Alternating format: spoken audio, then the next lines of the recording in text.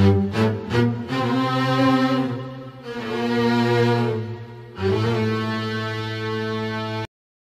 mata Khalifah Harun al-Rasyid, figur Abu Nawas memang lihai.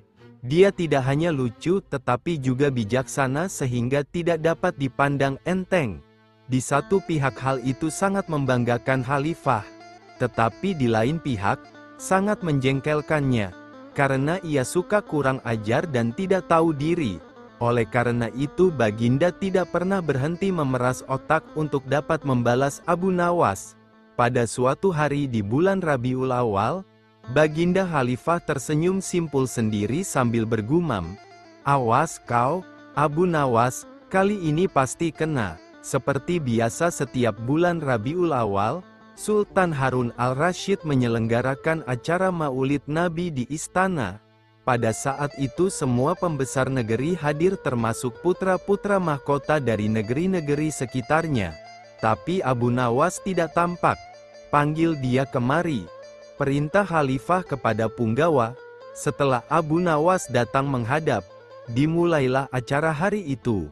Semua hadirin dipersilahkan berdiri, kemudian masing-masing disirami air mawar yang menebarkan bau sangat harum, kecuali Abu Nawas, telah disiram dengan air kencing.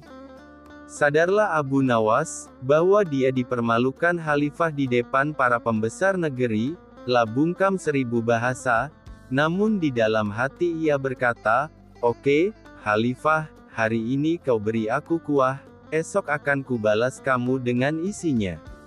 Selesai upacara, semua orang pamitan kepada Baginda dan pulang ke rumah masing-masing. Begitu pula dengan Abu Nawas. Sejak itu Abu Nawas tidak pernah menginjakkan kakinya ke istana. Tak kurang Khalifah pun rindu berat kepadanya. Karena bagaimanapun Abu Nawas selalu dapat menghibur hatinya. Ada saja celotehan-celotehan Abu Nawas yang membuat suasana Balairung jadi hidup.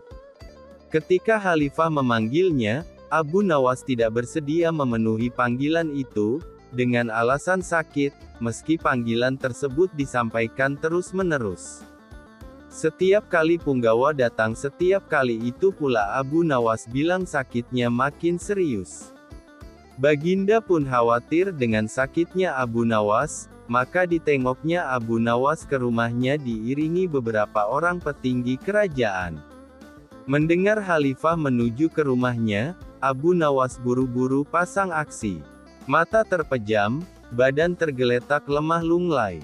Namun sebelum itu ia telah menyuruh istrinya menyiapkan obat makjun, ramuan obat yang dibuat seperti dodol bulat, dan 2 butir diantaranya dibubuhi tinja.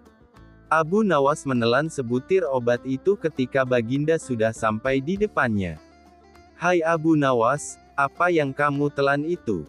tanya Khalifah. "Inilah yang disebut obat makjun," jawab Abu Nawas masih dalam posisi telentang. "Resepnya hamba peroleh tadi malam lewat mimpi. Seorang tua menghadap hamba dan berpesan agar obat makjun ini hamba telan 2 butir, niscaya sembuh." Setelah Abu Nawas menelan sebutir lagi dan tampak badannya segar layaknya orang sembuh dari sakit. "Kalau begitu aku juga mau makan obat makjun itu," kata Khalifah. "Baiklah, tuanku," kata Abu Nawas.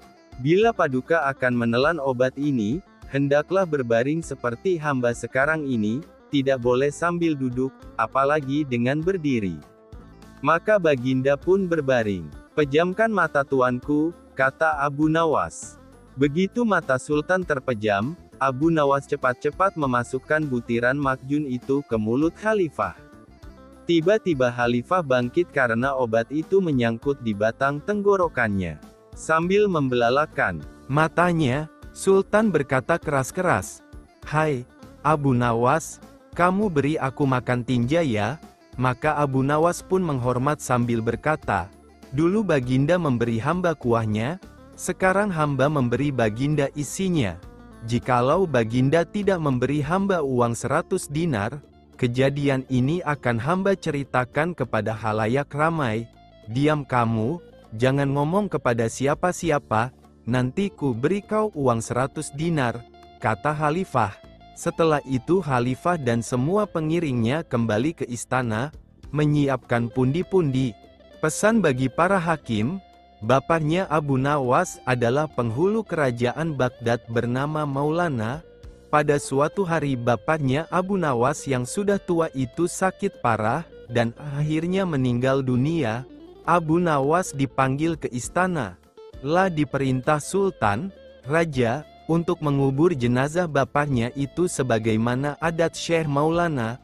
Apa yang dilakukan Abu Nawas hampir tiada bedanya dengan Kadi Maulana, baik mengenai tata acara memandikan jenazah hingga mengkafani, menyalati dan mendoakannya.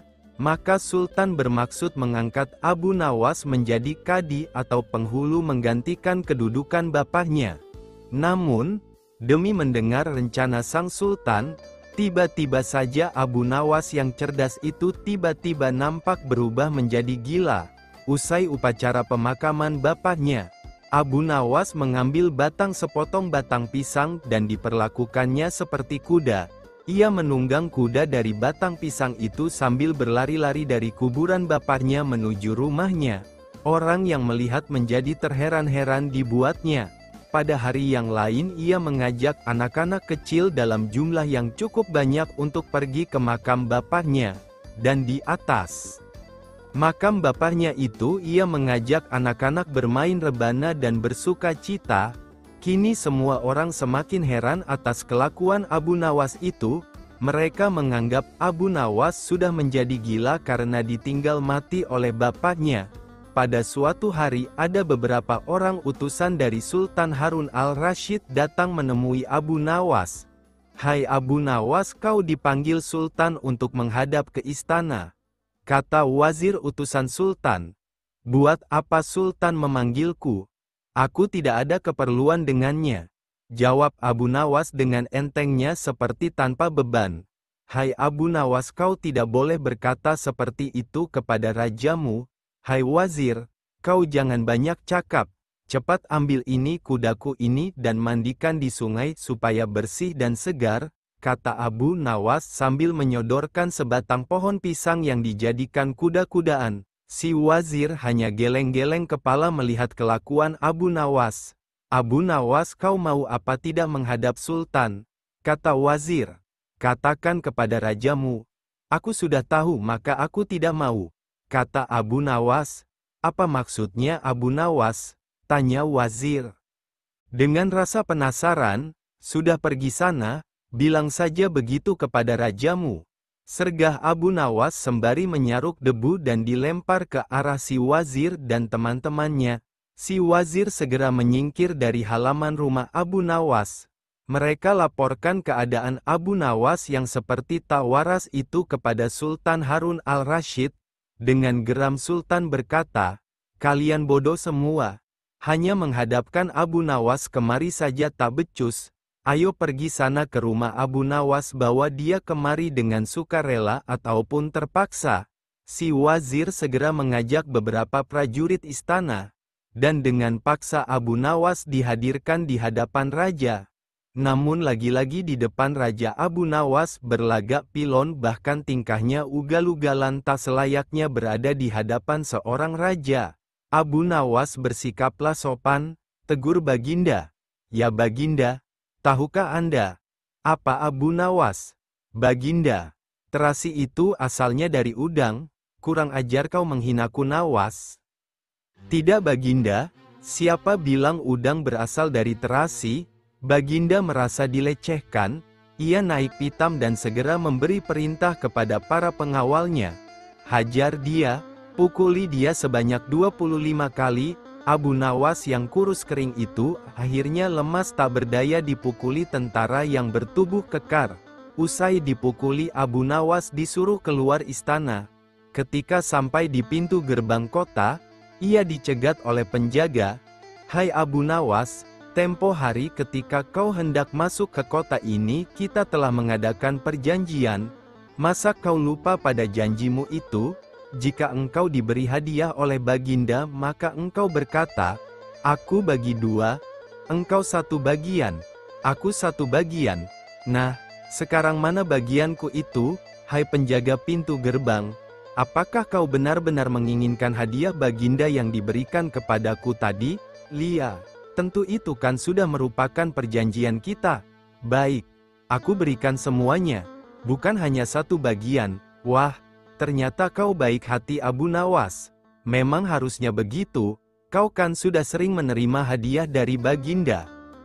Tanpa banyak cakap lagi, Abu Nawas mengambil sebatang kayu yang agak besar lalu orang itu dipukulinya sebanyak 25 kali. Tentu saja orang itu menjerit-jerit kesakitan dan menganggap Abu Nawas telah menjadi gila. Setelah penunggu gerbang kota itu kelengger, Abu Nawas meninggalkannya begitu saja. Ia terus melangkah pulang ke rumahnya. Sementara itu si penjaga pintu gerbang mengadukan nasibnya kepada Sultan Harun al-Rasyid. Ya, Tuanku Syah Alam, ampun beribu ampun. Hamba datang kemari mengadukan Abu Nawas yang telah memukul hamba sebanyak 25 kali tanpa suatu kesalahan. Hamba mohon keadilan dari Tuanku Baginda. Baginda segera memerintahkan pengawal untuk memanggil Abu Nawas. Setelah Abu Nawas berada di hadapan Baginda, ia ditanya, "Hai Abu Nawas, benarkah kau telah memukuli penunggu pintu gerbang kota ini sebanyak 25 kali pukulan?"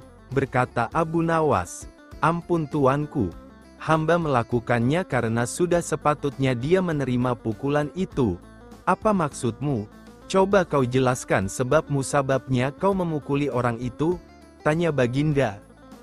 "Tuanku," kata Abu Nawas, "hamba dan penunggu pintu gerbang ini telah mengadakan perjanjian bahwa jika hamba diberi hadiah oleh Baginda maka hadiah tersebut akan dibagi dua. Satu bagian untuknya, satu bagian untuk saya. Nah pagi tadi hamba menerima hadiah 25 kali pukulan. Maka saya berikan pula hadiah 25 kali pukulan kepadanya." "Hai penunggu pintu gerbang, benarkah kau telah mengadakan perjanjian seperti itu dengan Abu Nawas?" tanya Baginda. "Benar Tuanku," jawab penunggu pintu gerbang. "Tapi hamba tiada mengira jika Baginda memberikan hadiah pukulan." "Hahaha, dasar tukang peras, sekarang kena batunya kau," sahut Baginda. "Abu Nawas tiada bersalah. Bahkan sekarang aku tahu bahwa penjaga pintu gerbang kota Baghdad adalah orang yang suka narget, suka memeras orang. Kalau kau tidak merubah kelakuan burukmu itu sungguh aku akan memecat dan menghukum kamu." "Ampun Tuanku," sahut penjaga pintu gerbang dengan gemetar. Abu Nawas berkata, "Tuanku, hamba sudah lelah, sudah mau istirahat, tiba-tiba diwajibkan hadir di tempat ini. Padahal hamba tiada bersalah. Hamba mohon ganti rugi. Sebab jatah waktu istirahat hamba sudah hilang karena panggilan Tuanku. Padahal besok hamba harus mencari nafkah untuk keluarga hamba." Sejenak Baginda melengak, terkejut atas protes Abu Nawas, namun tiba-tiba tertawa terbahak-bahak. "Hahaha, jangan khawatir Abu Nawas." Baginda kemudian memerintahkan bendahara kerajaan memberikan sekantong uang perak kepada Abu Nawas. Abu Nawas pun pulang dengan hati gembira. Tetapi sesampai di rumahnya Abu Nawas masih bersikap aneh dan bahkan semakin nyentrik seperti orang gila sungguhan. Pada suatu hari Raja Harun al-Rasyid mengadakan rapat dengan para menterinya. "Apa pendapat kalian mengenai Abu Nawas yang hendak kuangkat sebagai kadi, wazir atau perdana menteri?" berkata, "Melihat keadaan Abu Nawas yang semakin parah otaknya, maka sebaiknya Tuanku mengangkat orang lain saja menjadi kadi." Menteri-menteri yang lain juga mengutarakan pendapat yang sama. "Tuanku, Abu Nawas telah menjadi gila karena itu dia tak layak menjadi kadi." "Baiklah, kita tunggu dulu sampai 21 hari, karena bapaknya baru saja mati. Jika tidak sembuh-sembuh juga bolehlah kita mencari kadi yang lain saja." Setelah lewat 1 bulan Abu Nawas masih dianggap gila. Maka Sultan Harun al-Rasyid mengangkat orang lain menjadi kadi atau penghulu kerajaan Baghdad. Konon dalam sesuatu pertemuan besar ada seseorang bernama Polan yang sejak lama berambisi menjadi kadi, mempengaruhi orang-orang di sekitar Baginda untuk menyetujui jika ia diangkat menjadi kadi. Maka tatkala ia mengajukan dirinya menjadi kadi kepada Baginda, maka dengan mudah Baginda menyetujuinya. Begitu mendengar Polan diangkat menjadi kadi, maka Abu Nawas mengucapkan syukur kepada Tuhan. Alhamdulillah, aku telah terlepas dari balak yang mengerikan. Tapi, sayang sekali kenapa harus Polan yang menjadi kadi? Kenapa tidak yang lain saja? Mengapa Abu Nawas bersikap seperti orang gila? Ceritanya begini. Pada suatu hari ketika ayahnya sakit parah dan hendak meninggal dunia, ia panggil Abu Nawas untuk menghadap. Abu Nawas pun datang mendapati bapaknya yang sudah lemah lunglai. Berkata bapaknya, "Hai anakku, aku sudah hampir mati. Sekarang ciumlah telinga kanan dan telinga kiriku." Abu Nawas segera menuruti permintaan terakhir bapaknya. Cium telinga kanan bapaknya, ternyata berbau harum. Sedangkan yang sebelah kiri berbau sangat busuk. "Bagaimana anakku? Sudah kau cium?" "Benar bapak, ceritakan dengan sejujurnya, baunya kedua telingaku ini. Aduh pak, sungguh mengherankan, telinga bapak yang sebelah kanan berbau harum sekali. Tapi, yang sebelah kiri kok baunya amat busuk." "Hai anakku Abu Nawas, tahukah apa sebabnya bisa terjadi begini?" "Wahai bapakku, cobalah ceritakan kepada anakmu ini," berkata Syekh Maulana. "Pada suatu hari datang dua orang mengadukan masalahnya kepadaku. Yang seorang aku dengarkan keluhannya. Tapi yang seorang lagi karena aku tak suka maka tak ku dengar pengaduannya. Inilah resiko menjadi kadi. Penghulu, jika kelak kau suka menjadi kadi maka kau akan mengalami hal yang sama. Namun jika kau tidak suka menjadi kadi maka buatlah alasan yang masuk akal agar kau tidak dipilih sebagai kadi oleh Sultan Harun al-Rasyid. Tapi tak bisa tidak, Sultan Harun al-Rasyid pastilah tetap memilihmu sebagai kadi." Itulah sebabnya Abu Nawas pura-pura menjadi gila, hanya untuk menghindarkan diri agar tidak diangkat menjadi kadi. Seorang kadi atau penghulu pada masa itu kedudukannya seperti hakim yang memutus suatu perkara. Walaupun Abu Nawas tidak menjadi kadi, namun dia sering diajak konsultasi oleh sang raja untuk memutus suatu perkara. Bahkan ia kerap kali dipaksa datang ke istana hanya sekedar untuk menjawab pertanyaan baginda raja yang aneh-aneh dan tidak masuk akal. Menghitung kematian tahanan, kecerdikan Abu Nawas memang sudah tak diragukan lagi.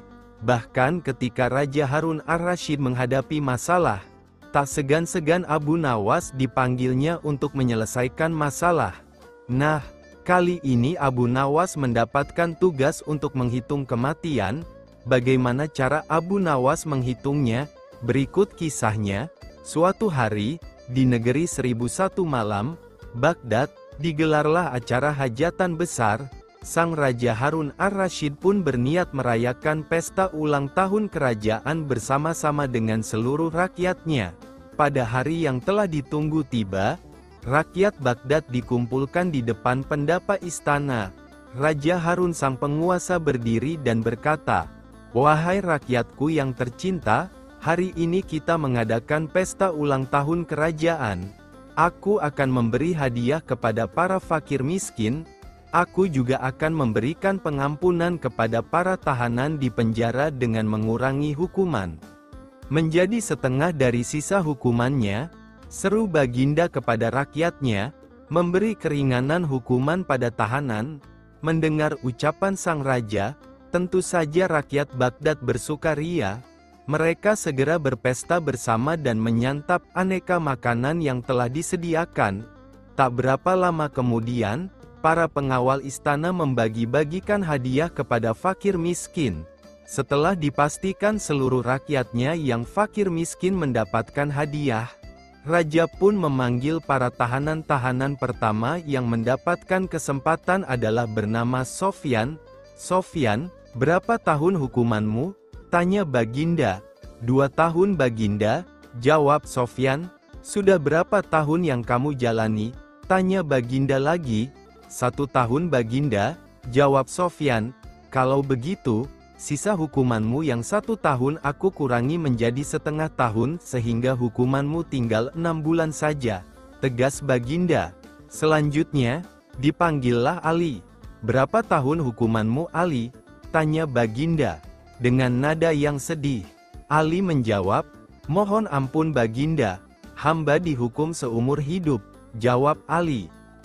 Mendengar jawaban Ali tersebut, Baginda menjadi bingung harus menjawab apa untuk mengurangi hukuman Ali. Di tengah kebingungannya, raja yang terkenal bijaksana ini teringat dengan Abu Nawas. Akhirnya, dipanggillah Abu Nawas. Tak berapa lama kemudian, Abu Nawas yang turut serta dalam pesta ulang tahun kerajaan menghampiri sang raja yang sedang kebingungan itu. "Abu Nawas, aku ada masalah mengenai hadiah pengampunan bagi Ali. Dia dihukum seumur hidup, sedangkan aku berjanji akan memberikan pengampunan setengah dari sisa hukumannya. Padahal aku tidak tahu sampai umur berapa Ali akan hidup. Sekarang aku minta nasihatmu, bagaimana caranya memberi pengampunan kepada Ali dari sisa hukumannya?" Jelas raja. Mendengar penuturan rajanya, Abu Nawas pun ikut bingung. Dia berpikir, apa bisa mengurangi umur seseorang, padahal dia sendiri tidak tahu sampai kapan umurnya. "Hamba minta waktu Baginda," ujar Abu Nawas. Abu Nawas mendapat sekantung keping emas. Mendengar permintaan Abu Nawas, raja pun akhirnya memberikan kesempatan kepada Abu Nawas untuk berpikir. Raja hanya memberi waktu sehari semalam saja, tidak boleh lebih. Jadi, besok pagi Abu Nawas harus memberikan jawabannya. Sesampainya di rumah, Abu Nawas pun berpikir keras untuk menemukan pemecahan masalah tersebut. Dia tidak bisa tidur karena selalu kepikiran akan hal itu. Namun, selang beberapa waktu, tampaklah senyuman di bibir Abu Nawas. Pertanda solusi telah ditemukan. Abu Nawas pun malam itu segera masuk ke kamar untuk tidur dengan nyenyak. Pada pagi-pagi sekali, Abu Nawas telah bangun. Setelah mandi dan sarapan, dia pun pergi menghadap raja setelah berpamitan dengan istrinya. "Hamba sudah mendapatkan cara untuk memecahkan masalah si Ali. Baginda, begini Baginda, sebaiknya si Ali ini berada di luar penjara dan bisa bebas selama 1 hari. Lalu pada esoknya, dia dimasukkan lagi ke dalam penjara selama 1 hari pula. Lusa juga demikian, sehari bebas, sehari di penjara, begitu berlangsung terus selama umur si Ali itu." Jelas Abu Nawas, "Engkau memang pandai Abu Nawas. Kalau begitu, kamu juga akan aku beri hadiah, yaitu sekantung keping emas," ujar sang raja. Setelah itu, Abu Nawas pulang dengan wajah yang ceria. Baginda Raja Harun al-Rasyid baru saja membaca sebuah kitab tentang kehebatan Raja Nabi Sulaiman yang mampu memerintahkan para jin untuk memindahkan singgasana Ratu Bilqis di dekat istananya. Tiba-tiba saja Baginda merasa tertarik. Hatinya mulai tergelitik untuk melakukan hal yang sama dengan Raja Sulaiman itu. Secara tiba-tiba saja Baginda ingin agar istananya dipindahkan ke atas gunung agar lebih leluasa melihat pemandangan alam sekitar. Baginda pun berpikir sejenak, bukankah hal itu tidak mustahil bisa dilakukan oleh Abu Nawas yang terkenal amat cerdik di negerinya? Tanpa membuang waktu, Abu Nawas segera dipanggil ke istana menghadap Baginda Raja Harun al-Rasyid. Setelah menghadap, Baginda Raja berkata, "Sanggupkah engkau memindahkan istanaku ke atas gunung agar aku lebih leluasa melihat negeriku?" tanya Baginda. Abu Nawas di luar dugaan tidak langsung menjawab pertanyaan itu. Lah berpikir sejenak hingga keningnya berkerut. Dalam hatinya ia berpikir kalau ia tidak mungkin menolak permintaan Baginda, kecuali memang ingin dihukum. Setelah berpikir, Abu Nawas akhirnya terpaksa menyanggupi permintaan Baginda yang merupakan proyek raksasa itu. Ada lagi permintaan dari Baginda, bahwa pekerjaan itu harus selesai hanya dalam waktu sebulan. Abu Nawas pun pulang dengan hati menggerutu. Setiap malam ia hanya berteman dengan bintang dan rembulan saja. Hari demi hari dilewati dengan kegundahan dengan proyek yang mustahil itu. Tiada hari yang lebih berat dalam hidup Abu Nawas kecuali hari-hari itu. Tetapi pada hari ke-9 ia tidak lagi merasa gundah gulana. Ya, memang Imam Abu Nawas seorang yang cerdik lagi pandai. Keesokan harinya Abu Nawas menuju ke istana. Menghadap Baginda untuk membahas pemindahan istana, dan dengan senang hati Baginda akan mendengarkan apa yang diinginkan Abu Nawas. "Ampun tuanku, hamba datang ke sini hanya untuk mengajukan usul untuk memperlancar pekerjaan hamba nanti," kata Abu Nawas. "Apa usul itu?" tanya Baginda. "Hamba akan memindahkan istana Paduka yang mulia tepat pada hari raya Idul Kurban yang kebetulan hanya kurang 20 hari lagi," jawab Abu Nawas. "Ampun tuanku, hamba datang ke sini hanya untuk mengajukan usul untuk memperlancar pekerjaan hamba nanti," kata Abu Nawas. "Apa usul itu?" tanya Baginda. "Hamba akan memindahkan istana Paduka yang mulia tepat pada hari raya Idul Kurban yang kebetulan hanya kurang 20 hari lagi," jawab Abu Nawas. "Kalau hanya itu usulmu, baiklah," kata Baginda. "Satu lagi Baginda yang mulia." Abu Nawas menambahkan, "Apalagi?" tanya Baginda. "Hamba mohon Baginda menyembelih 10 ekor sapi yang gemuk untuk dibagikan langsung kepada fakir miskin," kata Abu Nawas. "Usulmu aku terima," kata Baginda yang menyetujui usul Abu Nawas. Abu Nawas pun pulang dengan perasaan riang gembira. Kini tidak ada lagi yang perlu dikhawatirkan, toh nanti bila waktunya tiba ia pasti akan dengan mudah memindahkan istana Baginda ke atas gunung. Jangankan hanya ke puncak gunung, ke dasar samudra pun Abu Nawas sanggupi. Berita itu mulai tersebar ke seluruh pelosok negeri. Hampir semua orang berharap cemas. Tetapi sebagian besar rakyat merasa yakin akan kemampuan Abu Nawas. Karena selama ini Abu Nawas belum pernah gagal melaksanakan tugas-tugas aneh yang diberikan kepadanya. Namun ada juga yang merasa ragu akan keberhasilan Abu Nawas kali ini. Saat yang dinantikan akhirnya tiba juga. Rakyat berbondong-bondong menuju lapangan untuk melakukan salat Idul Kurban, dan seusai salat, 10 sapi sumbangan dari Baginda disembelih lalu dimasak kemudian dibagikan kepada fakir miskin. Nah, kali ini giliran Abu Nawas yang harus melakukan tugas berat itu. Abu Nawas pun berjalan menuju istana dan diikuti oleh rakyat. Sesampainya di depan istana, Abu Nawas bertanya kepada Baginda, "Ampun tuanku yang mulia, apakah istana sudah tidak ada orangnya lagi?" tanya Abu Nawas. "Tidak ada," jawab Baginda raja singkat. Kemudian Abu Nawas berjalan beberapa langkah mendekati istana. Abu Nawas berdiri mematung seolah-olah ada yang ditunggu. Akhirnya Baginda raja tidak sabar juga. "Abu Nawas, mengapa engkau belum juga mengangkat istanaku?" tanya Baginda. "Hamba sudah siap sejak tadi Baginda," jawab Abu Nawas. "Apa maksudmu sudah siap sejak tadi?"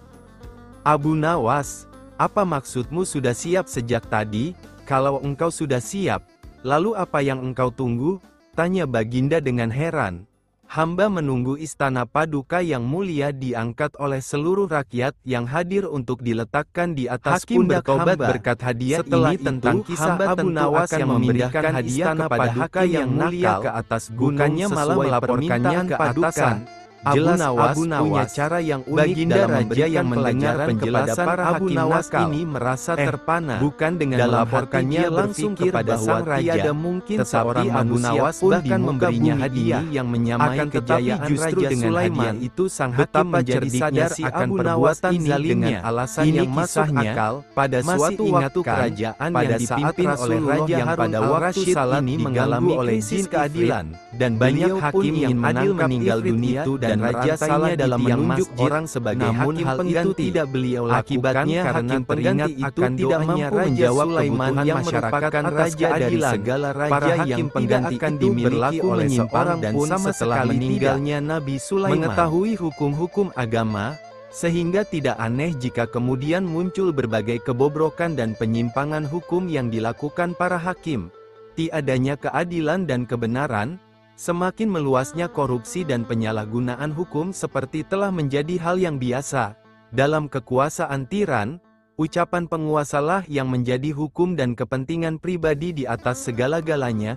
Dalam hal ini Abu Nawas turut prihatin. Dia pun lantas berinisiatif menyadarkan para hakim itu dengan caranya sendiri. Pada suatu hari Abu Nawas mendatangi seorang hakim untuk mengurus suatu perjanjian. Namun hakim di kotanya selalu mengatakan tidak punya waktu untuk menandatangani perjanjian itu. Keadaan ini terus berlangsung seperti itu sehingga Abu Nawas menyimpulkan bahwa si hakim minta disogok, disuap. Akan tetapi Abu Nawas mengetahui bahwa menyuap adalah hal yang diharamkan oleh agama. Maka Abu Nawas pun memutuskan untuk melemparkan keputusan pada si hakim sendiri. Abu Nawas menyiapkan sebuah gentong. Gentong itu diisi dengan kotoran sapi hingga hampir penuh. Kemudian di atasnya Abu Nawas mengoleskan mentega beberapa sentimeter tebalnya. Gentong itu dibawanya ke hadapan Pak Hakim. Saat itu juga kesibukan sang hakim langsung hilang dan punya waktu untuk membubuhkan tanda tangannya pada surat perjanjian Abu Nawas. "Tuan Hakim, apakah pantas Tuan mengambil gentong mentega itu sebagai ganti tanda tangan Tuan?" tanya Abu Nawas mengelabuhi. Sang hakim tersenyum sambil mengamati gentong itu.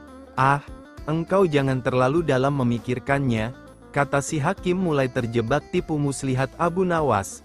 Hakim tersebut lantas mencolek sedikit mentega dengan ujung jarinya lalu mencicipinya. "Wah, enak benar mentega ini," kata sang hakim. "Ya, sesuai dengan ucapan Tuan, jangan terlalu dalam mencolek menteganya," jawab Abu Nawas. Abu Nawas pun segera meninggalkan kantor sang hakim setelah mendapatkan tanda tangan si hakim. Hakim lantas pulang dengan hati yang riang gembira.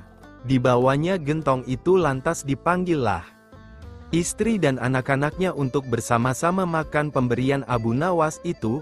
Awalnya mereka sekeluarga sangat menikmati mentega itu.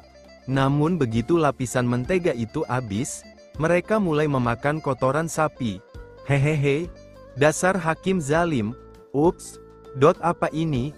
Baunya sangat busuk seperti kotoran hewan," kata hakim. Hakim lantas teringat Abu Nawas.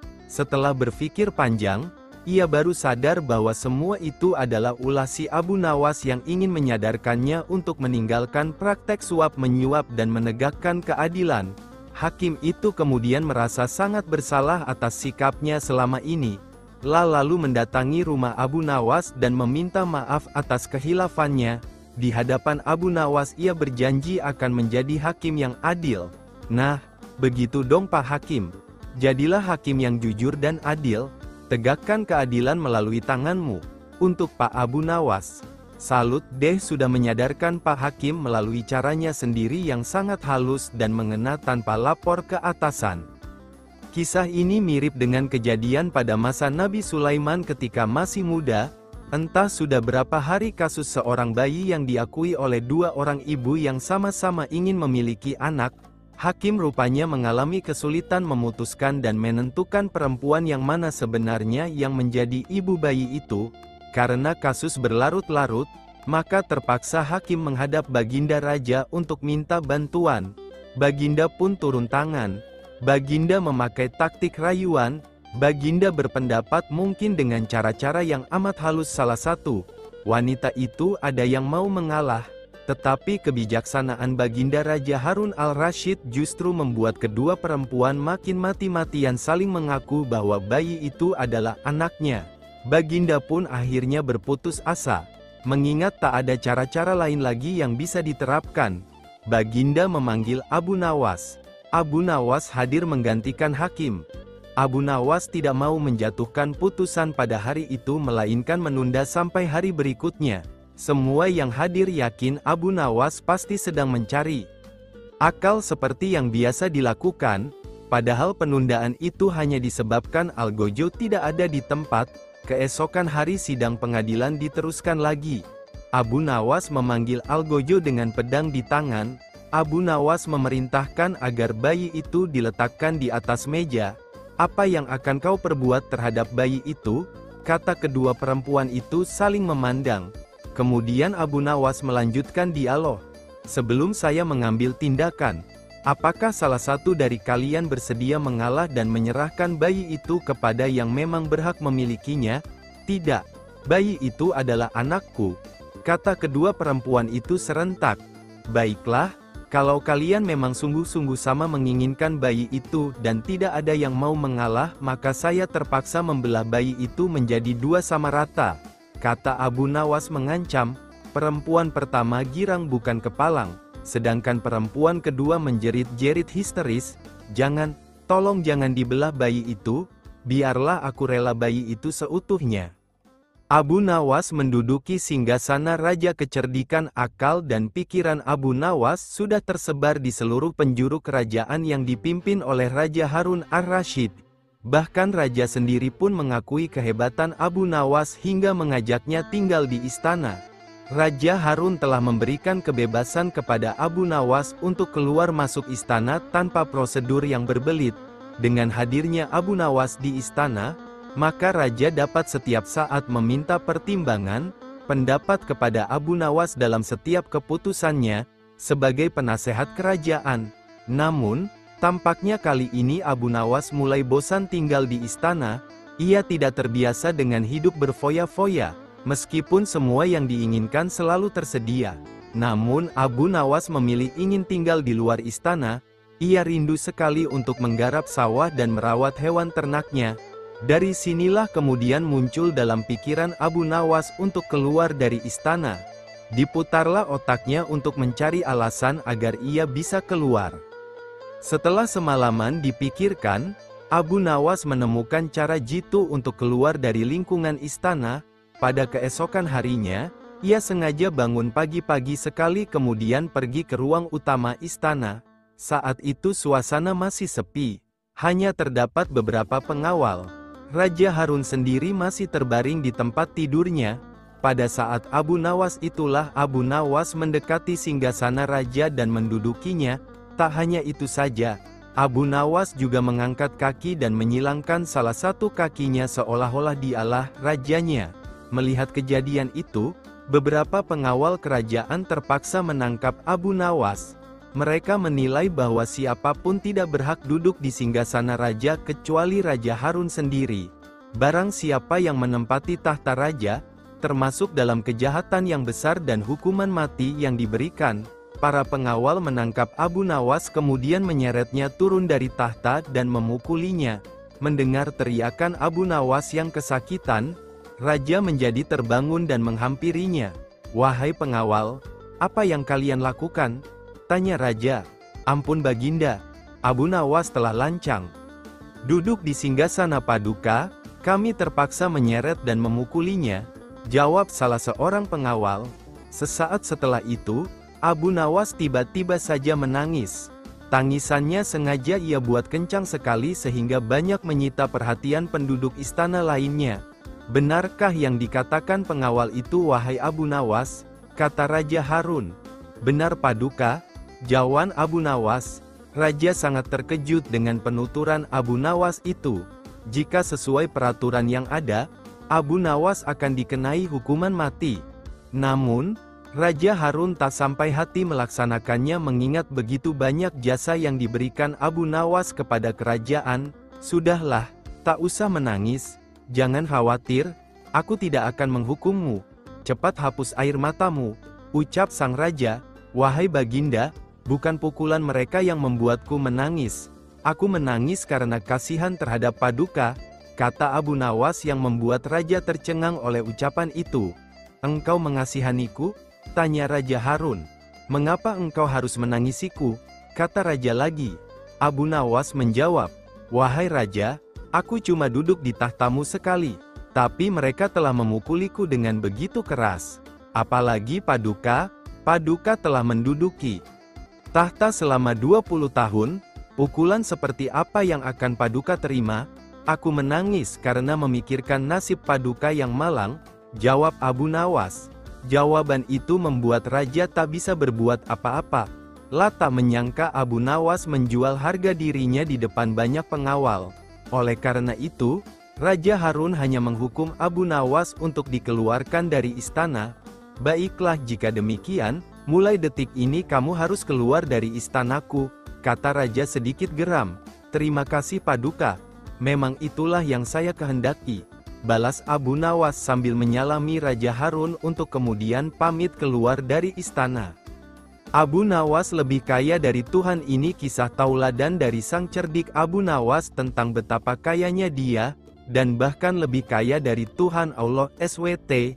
Loh, kenapa sang Abu Nawas berkata demikian? Simak ceritanya.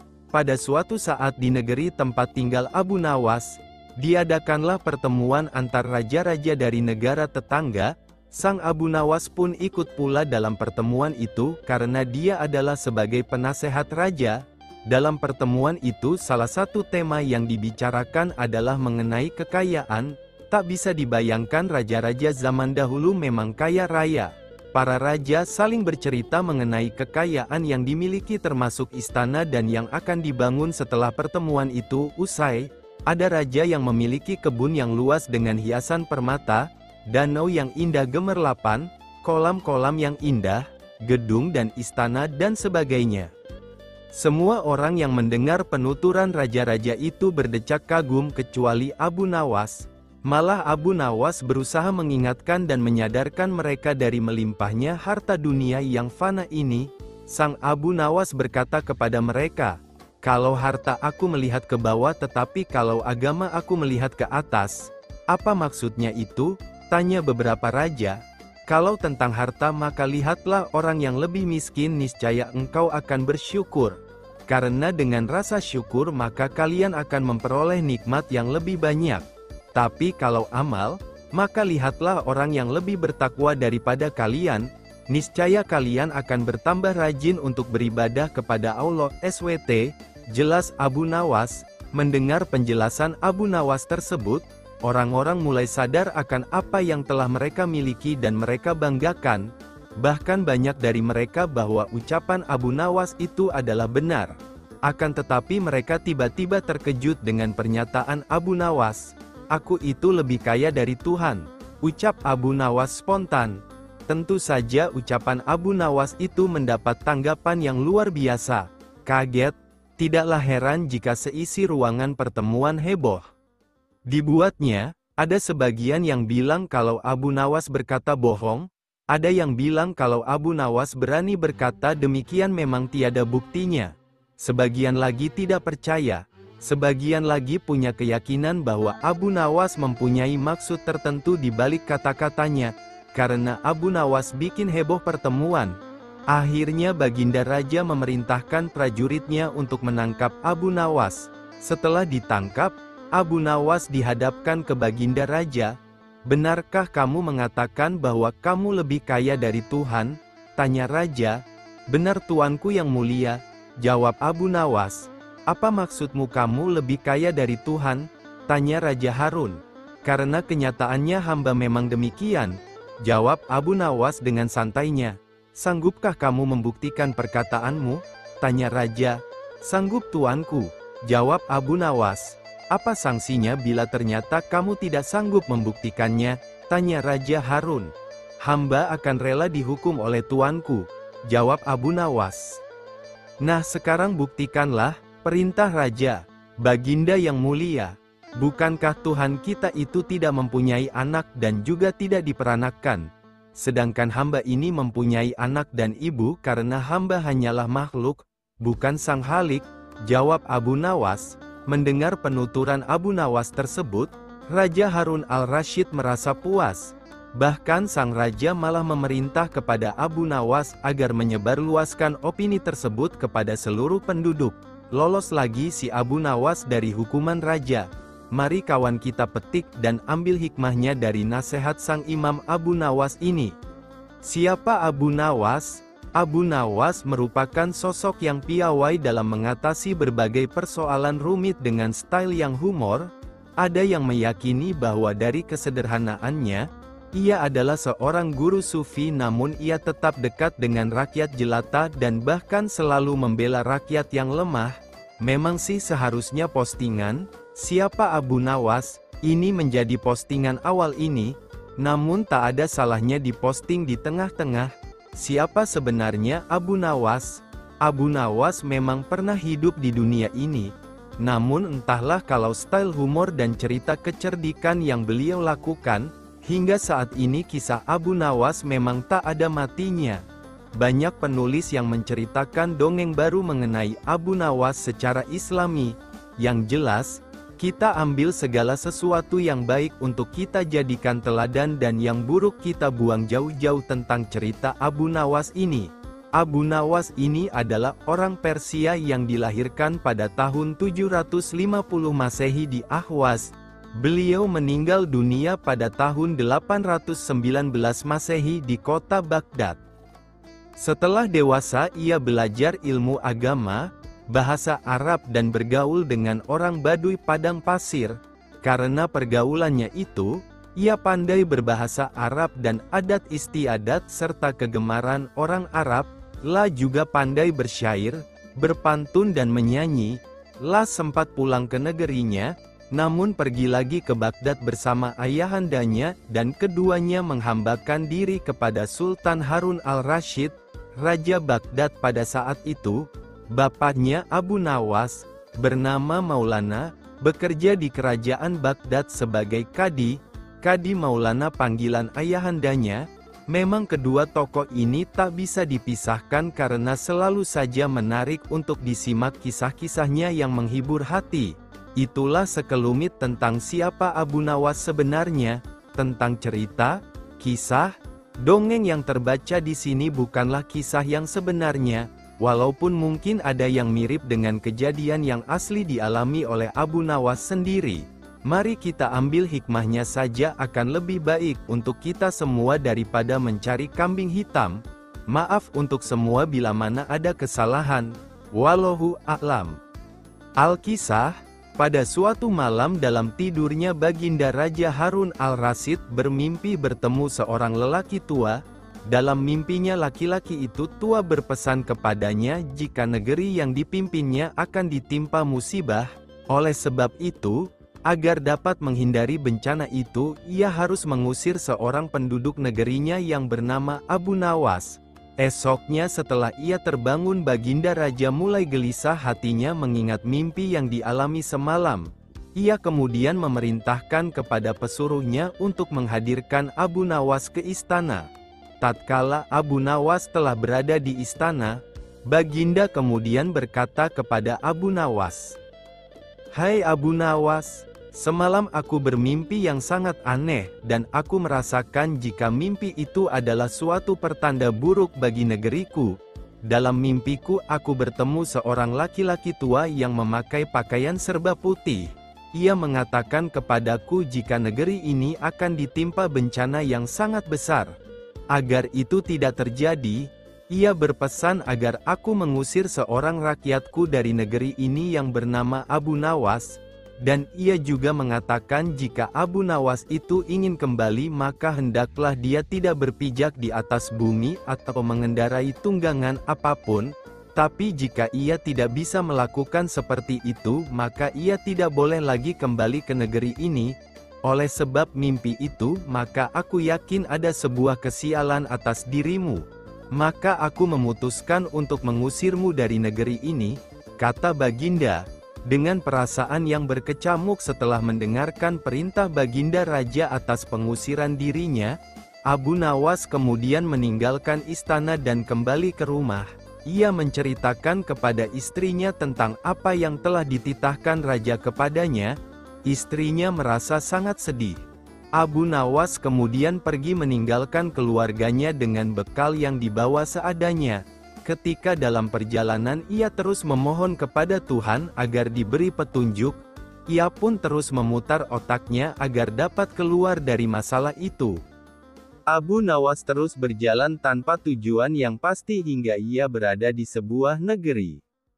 Selama beberapa hari di sana ia terus berpikir bagaimana cara ia kembali ke negeri Baghdad tanpa melanggar apa yang telah dipesankan Raja kepadanya, yaitu tidak boleh menginjak bumi dan tidak pula mengendarai tunggangan apapun.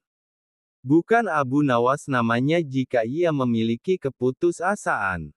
Abu Nawas tidak berputus asa atas apa yang telah menimpanya. Meskipun alasan yang membuat ia diusir sama sekali tidak masuk akal, ia menerimanya dengan ikhlas, selalu berdoa kepada Allah dan berpikir untuk bisa keluar dari setiap masalah yang menimpanya. Tibalah pada suatu hari ia merasa rindu berat kepada keluarganya di negeri Baghdad. Namun ia belum menemukan cara untuk kembali, hingga pada suatu hari lain tiba-tiba dia menemukan sebuah cara yang sangat masuk akal dan tidak membuatnya melanggar perintah raja. Setelah ia menemukan cara tersebut, Abu Nawas segera mempersiapkan segala sesuatu dan bersiap-siap untuk kembali ke kampung halamannya. Kabar kembalinya Abu Nawas mulai tersebar dalam negeri hingga ke telinga Baginda. Rakyat menyambut gembira kepulangan Abu Nawas karena kecintaan akan dirinya. Baginda Raja juga ikut senang, tapi dalam suasana yang berbeda. Jika rakyat senang karena mereka menyukai Abu Nawas, Baginda Raja senang karena kali ini ia dapat leluasa memberi hukuman kepada Abu Nawas. Baginda berpikir pasti mustahil Abu Nawas dapat kembali tanpa berpijak pada bumi atau menunggangi sesuatu. Tibalah Abu Nawas di istana dan menghadap Baginda Raja. Kehadirannya di istana membuat Baginda Raja sangat kaget ketika melihat Abu Nawas bergelantungan mengikat dirinya di bawah seekor keledai, dan kemudian Abu Nawas berkata kepada Baginda Raja, "Wahai Baginda Raja, bukankah engkau telah mengusirku dari negeri ini, dan melarangku kembali dengan berjalan memijak bumi dan tidak pula boleh menunggang apapun?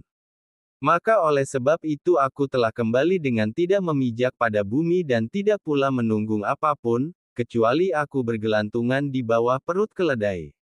Melihat tingkah pola dan alasan yang diberikan Abu Nawas, Baginda Raja pun merasa masuk akal dan sangat memuaskan beliau. Akhirnya Abu Nawas bisa kembali ke keluarganya dan terbebas dari hukuman Baginda Raja. Pada suatu hari Baginda Raja Harun al-Rasyid memanggil Abu Nawas menghadap ke istananya. Setelah Abu Nawas tiba di istana dengan tersenyum, Baginda Raja menyambutnya dan kemudian berkata kepada Abu Nawas, "Wahai Abu Nawas, akhir-akhir ini perutku sering sakit. Tabibku mengatakan jika aku terkena gangguan angin. Mohon ampun Baginda, apa yang sudi kiranya yang dapat hamba bantu?"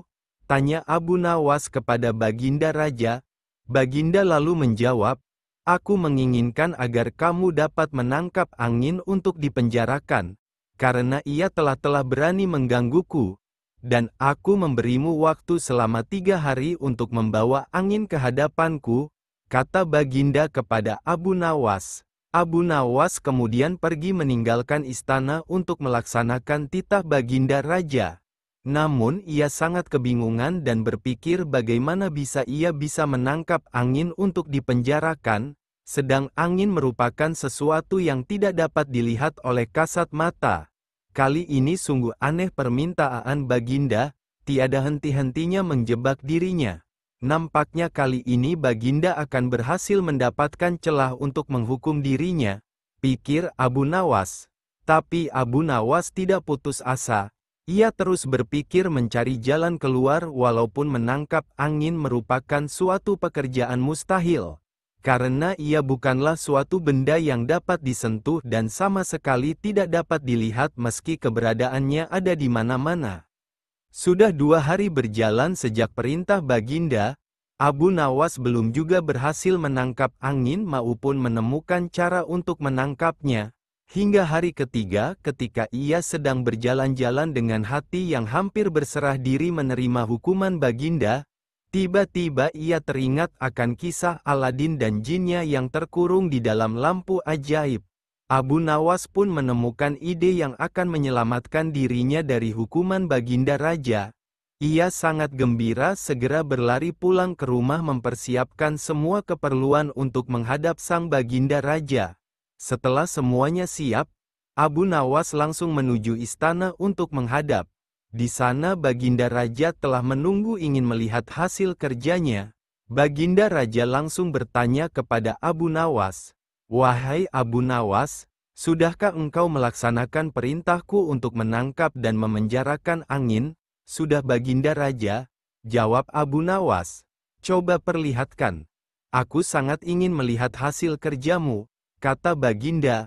Abu Nawas kemudian menyerahkan sebuah botol kaca yang tertutup kepada Baginda Raja. Di mana angin itu? Aku tidak melihat apa-apa di dalam sini, berkata Abu Nawas. Ampun yang mulia Baginda Raja, angin tidaklah dapat dilihat dengan mata. Tetapi jika tuanku Baginda ingin mengetahui keberadaannya, maka bukalah penutup botol itu. Tanpa berpikir panjang, Baginda Raja langsung membuka penutup botol itu dan tiba-tiba ia mencium bau busuk yang keluar dari botol tersebut. Dengan nada yang marah Baginda bertanya kepada Abu Nawas, "Hai Abu Nawas, bau apa yang keluar dari sini?" Dengan nada ketakutan kemudian Abu Nawas menjawab, "Mohon ampun Baginda Raja. Tadi hamba juga mengalami gangguan angin pada perut hamba dan ketika ia hendak keluar maka hamba langsung memasukkannya ke dalam botol. Agar ia tidak melarikan diri maka hamba segera memenjarakannya dengan menyumbat mulut botol itu untuk menutupnya." Mendengar penjelasan Abu Nawas, Baginda tidak jadi memarahi dan menghukumnya meski beliau telah diberi kentut oleh Abu Nawas. Karena alasan yang diberikan cukup masuk akal untuk sebuah pekerjaan aneh. Abu Nawas kemudian pergi meninggalkan istana dengan hati gembira, karena ia lelah lolos dari jebakan dan hukuman Baginda Raja. Abu Nawas dan menteri bertelur pada suatu hari Sultan Harun al-Rasyid memanggil 10 orang menterinya, "Kalian tahu di depan istana ini ada sebuah kolam. Aku akan memberikan masing-masing sebutir telur kepada kalian, menyelamlah kalian ke dalam kolam itu dan kemudian serahkanlah telur-telur itu kepadaku apabila kamu muncul ke permukaan, aku ingin tahu kepandaian Abu Nawas." Kemudian Sultan menyuruh memanggil Abu Nawas ke istananya. Kepada Abu Nawas dan ke-10 orang menterinya itu Sultan bertitah, "Kamu sekalian aku perintahkan turun ke dalam kolam itu, menyelam, dan apabila muncul ke permukaan serahkanlah kepadaku sebutir telur ayam, barang siapa tidak menyerahkan telur, niscaya mendapat hukuman dariku." "Mencari telur di dalam air," pikir Abu Nawas, sambil memandang kepada menteri-menteri itu. Mereka tampak takzim dan siap melaksanakan perintah. "Adakah ayam betina di dalam kolam itu?" Hari pun malamlah, keesokan harinya. Pagi-pagi benar, menteri-menteri itu menyelam ke dalam kolam, dan ketika muncul dari dalam kolam, masing-masing membawa sebutir telur dan menyerahkan kepada Sultan. Abu Nawas tidak kunjung muncul di permukaan kolam, ia berenang ke sana kemari mencari telur, dikoreknya dinding kolam, namun tak juga ditemukannya. Setelah capek mengitari dasar kolam, terpikir dalam benaknya bahwa ia dianiaya oleh Sultan, maka ia pun berdoa kepada Tuhan mohon keselamatan. Keluarlah ia dari kolam dan naik ke darat. Di depan Sultan ia berkokok-kokok dan berjalan laksana seekor ayam jantan. "Hai, Abu Nawas, mana janjimu?" kata Sultan. "Semua orang ini masing-masing telah menyerahkan sebutir telur kepadaku. Hanya kamu yang tidak. Oleh karena itu kamu akan aku beri hukuman." Sembah Abu Nawas, "Ya Tuanku Syah Alam, yang mempunyai telur adalah ayam betina, hamba ini ayam jantan, membawa anak ayam jantan, lagi pula berkokok, telur hanya dapat dihasilkan oleh ayam betina. Jika ayam betina tidak berjantan, bagaimana ia akan dapat telur?" Demi mendengar alasan Abu Nawas, Sultan pun tidak dapat berkata apa-apa karena memang sangat tepat. Sultan dan semua menterinya hanya bisa garuk-garuk kepala yang tidak gatal.